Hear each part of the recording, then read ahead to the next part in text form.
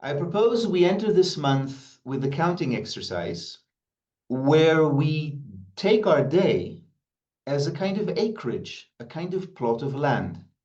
And if a farmer has a certain amount, a limited amount of land always, it could be a lot, but still it's always finite, we too have a limited amount of time.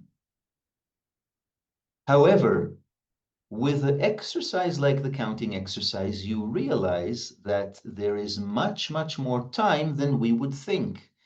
In one day, if you divide a day into moments, moments where you can reaffirm the work over sleep, then time all of a sudden seems really not a resource that we have to worry about. We have plenty of time, plenty of opportunity, if we only bring the vigilance to attending to it, to using it. And the counting exercise is a tool meant to affect this. I encourage us all to look at this day, look at this acreage, and try and remember ourselves at least 100 times. There is nothing special in the number 100 that I know of. It's just nice and round and attainable. Could have been 50, it could have been 150, but 100 is a nice round number.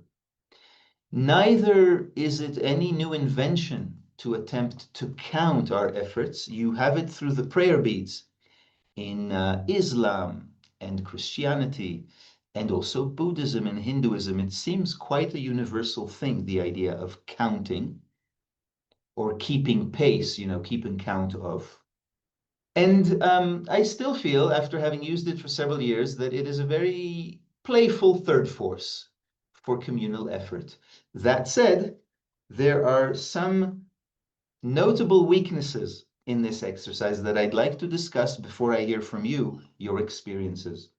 The one obvious one is that it's completely two-dimensional. We're not heeding duration and depth of self-remembering at all. We are approaching all our moments of self-remembering equally, as if they're the same, when of course they aren't. The exercise, though, cannot discriminate between them.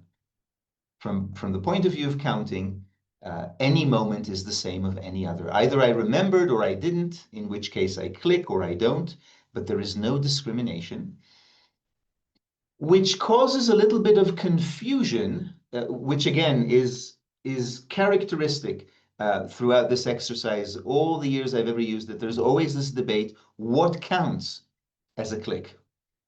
Just associatively remembering, or remembering and making an effort, or remembering and making a successful effort. You see, all these different questions arise mostly from the formatory mind, but they're legitimate. What does a click, what counts as a click? The root of these dilemmas has to do with this pyramid and with how different parts of this pyramid perceive self-remembering. You could say, and it wouldn't be very wrong, that on the level of magnetic center, just remembering the work, just remembering the teaching, just remembering that there is an alternative to mechanical life is a click. Oh, right, the work, the school, Slack, all my friends. Yeah, I completely forgot. I was identified with, something, with my job, with my children. I completely forgot, and now I remember, click. From the point of view of a magnetic center, this is legitimate. This, in a sense, is what self-remembering means on this very superficial level. Formerly, I was in some kind of a personality, and now, right, I'm back in my work personality. I remember, I click. But that is, of course, admittedly, a very superficial interpretation of self-remembering.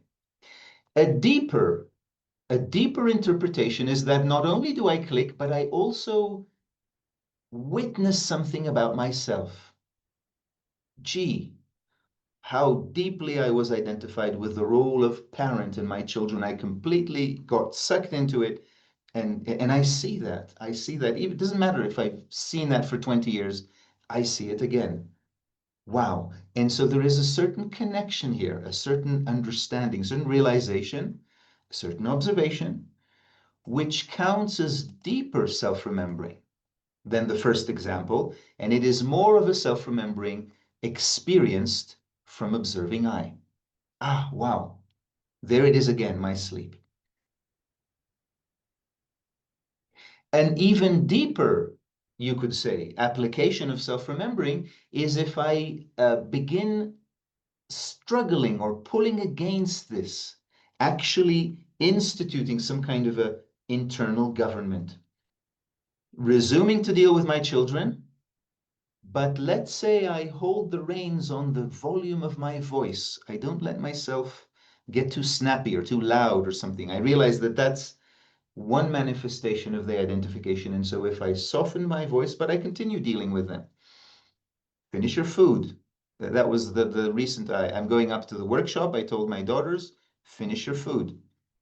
It's a typical parent tape. I don't know, Tamara, why do we insist that our children finish our food? We never liked being told that our food, you know what I mean? But here I find myself insisting that my daughter finish the food. It's a funny finish your food. And it's funny how we switch the roles. I remember not liking being told that as a child, but how naturally we switch the roles. So can I say that to Naomi without negativity, or even more, without believing my role? You know what I mean? Yes, I'm the parent. I cooked the food. Please finish it. And I remind her again and again without being the role. Can I do that? If I can, then I am enacting a deeper form of self-government, trying to play my role without identification, not only see how identified I am, but also play my role without identification, which would be equivalent to, let's say, deputy steward. Click. But you see how all of these counted as the same.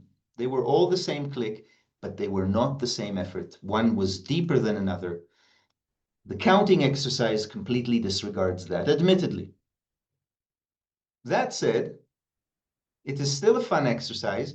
Once I was traveling in Konya, which is where Rumi lived and died. There is a tomb.